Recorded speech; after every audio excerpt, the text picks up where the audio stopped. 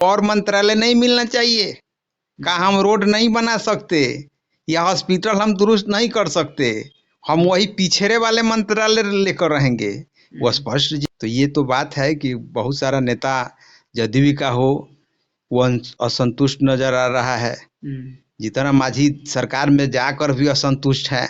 कर्पूरी ठाकुर को गाली देते थे, कर्पूरा उठाओ छुरा, ये आरक्षण कहाँ से आई, कर्पूरी के माई भी आई, ऐसे। और फिर से बिहार में नई सरकार गठन करके और विकास के धारा को आगे बढ़ाया जाए। लेकिन नहीं, हमारे साथ में भीम आर्मी के वरिष्ठ नेता हमारे साथ में अभी जुड़े हुए हैं और उनसे कुछ जानने की कोशिश करते हैं। बिहार में जिस प्रकार से सरकार इधर उधर हुआ है, अभी 12 तारीख की जो फ्लोर टेस्ट होने वाला है उसके बारे में हम सर से लगातार मुद्दे पर जानने की कोशिश करते हैं। तो सर, सबसे पहले आपका स्वागत है।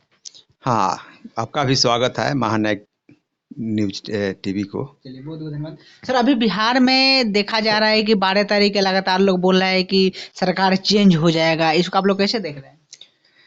देखिए, जब से नीतीश कुमार ये राजद छोड़ करके बीजेपी में गए हुए हैं तो जनता का विश्वास नीतीश कुमार के ऊपर कम हुआ है।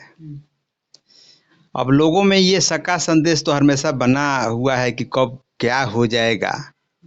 और ये बात तो फैक्ट है कि नीतीश कुमार भले ही विकास किए हैं या अच्छे नेता रहे हैं, लेकिन पलटी बार बार जो मार दिए हैं।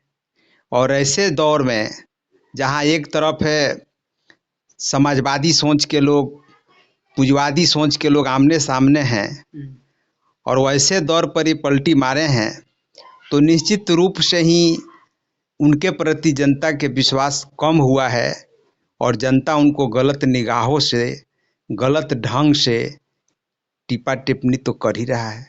तो अभी जिस प्रकार से लोग बोल रहा है कि लगातार जदयू के 15 से 20 विधायक टूटने वाला है, लगातार आरजेडी के लोग कांटेक्ट में, कैसे देख रहे हैं? ये तो हम लोग आए दिन न्यूज देख रहे हैं कि उन्हीं के विधायक उनके खिलाफ में ये मंच पर बोल रहे हैं। तो हो भी सकता है, क्योंकि जब वो अपने बस में नहीं है तो उनके साथी लोग कैसे उनके साथ में रह पाएंगे। जीतन राम मांझी को देख लीजिए, वो तो मंच पर भी बोल चुके कि हमको मुख्यमंत्री का ऑफर मिला हुआ था, उसको जब ठुकरा कर हम आए हैं तो हमको एक मंत्री पद नहीं चाहिए, 2-2 मंत्री पद हमको मिलना चाहिए। 2 3 गो तक बोल दिए हैं। अब 3 गो बोल रहे हैं।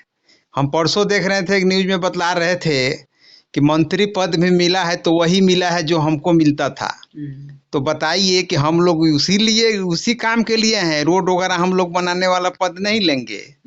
तो जो उनके सरकार में लोग हैं उसमें बहुत सारे नेता असंतुष्ट नजर आ रहे हैं। यानी जो पद उनको पिताजी की मिला वही पद उनको मिला। हाँ, वो खुद जीतन राम मांझी कर रहे थे कि जो पद हमको मिलता था मंत्रालय, वही मंत्रालय मेरे बेटा को भी मिला है। तो बताइए कि हम उसी मंत्रालय लायक हैं? हमको और मंत्रालय नहीं मिलना चाहिए? का हम रोड नहीं बना सकते या हॉस्पिटल हम दुरुस्त नहीं कर सकते? हम वही पिछड़े वाले मंत्रालय लेकर रहेंगे? वो स्पष्ट जीतन राम मांझी अपने बयान में बोल रहे थे, मैंने सुना है। तो ये तो बात है कि बहुत सारा नेता जदयू का हो वो असंतुष्ट नजर आ रहा है। जीतन राम मांझी सरकार में जाकर भी असंतुष्ट है। उनको लग रहा है कि कहीं ना कहीं हम जनता के साथ धोखा किए हुए हैं, इसलिए ये सरकार को किसी तरह से बिगाड़ा जाए और फिर से नई सरकार को गठन किया जाए। क्योंकि नीतीश बाबू पर का विश्वास तो है नहीं। ऐसे भी आमने सामने नीतीश बाबू से बोल दिए हैं, जीतन राम मांझी जी तो बोल दिए हैं कि लालू प्रसाद यादव और नीतीश कुमार दोनों एक ही स्कूल के लोग विद्यार्थी रह चुके हैं। हाँ, ये तो बात सही है, क्योंकि ये नीतीश कुमार भी बोलते हैं कि हम भी कर्पूरी ठाकुर के अनुयायी हैं और लालू जी भी कह रहे हैं। तो ये तो बात पक्का हो गया ना कि लालू जी कहते थे कि हम कर्पूरी ठाकुर के विचारों पर चलने वाले हम लोग हैं, तो लालू यादव तो अरे हुए हैं। लेकिन नीतीश कुमार तो पलटी मार कर दिखा दिए कि नकली बात बोलते थे, कहते थे, लेकिन रुके कहाँ हैं। ऐसा ही कर्पूरी ठाकुर थोड़े करते थे कि इधर से उधर, उधर से इधर चले आते थे। कर्पूरी ठाकुर का जो महत्व बिहार के लिए रहा है या उन्होंने जो काम करके दिखाया है ये जब तक बिहार के दलित पिछड़े वर्ग के लोग रहेंगे कर्पूरी ठाकुर को याद करेंगे। तो नीतीश कुमार कर्पूरी, हमारे समझ से कर्पूरी ठाकुर के वो नहीं है। कर्पूरी ठाकुर जो काम कर दिए पूजनीय पहले भी थे अभी भी हैं। क्यों? क्योंकि जिस प्रकार से वो जातीय जनगणना कराए थे, शराबबंदी कराए थे, आरक्षण को उसमें आरक्षण जब बढ़ाए थे तो उसके ऊपर लगातार मनुवादी विचारधारा के लोग उनको मतलब माँ के भी गाली लोग दे दिया था। हाँ, इधर मैंने सुनने में आ रहा है कर्पूरी ठाकुर को भारत रत्न का उपाधि मिला। उपाधि देने वाले कौन लोग हैं? वही लोग हैं जो कि कर्पूरी ठाकुर को गाली देते थे, कर्पूरा उठाओ छुरा, ये आरक्षण कहाँ से आई, कर्पूरी के माई भी आई, ऐसे ऐसे लोग अभद्र गाली जो देने वाले तबके के लोग थे, वे लोग ये राजनीति करने के लिए आज कर्पूरी ठाकुर को भले ही भारत रत्न के उपाधि दे दिए होंगे, लोग दिए हैं, लेकिन ऊपर से नहीं, नीचे से नहीं दिए, ऊपरी मन से दिए हुए हैं। ये बात तो सही है। वास्तव में कर्पूरी ठाकुर के ये जो बलिदान है, शहादत है, वो कभी भी जो समाज सेवी नेता होगा, समाज सुधारक नेता होगा, समाजवादी नेता होगा, वो नहीं भूलेगा।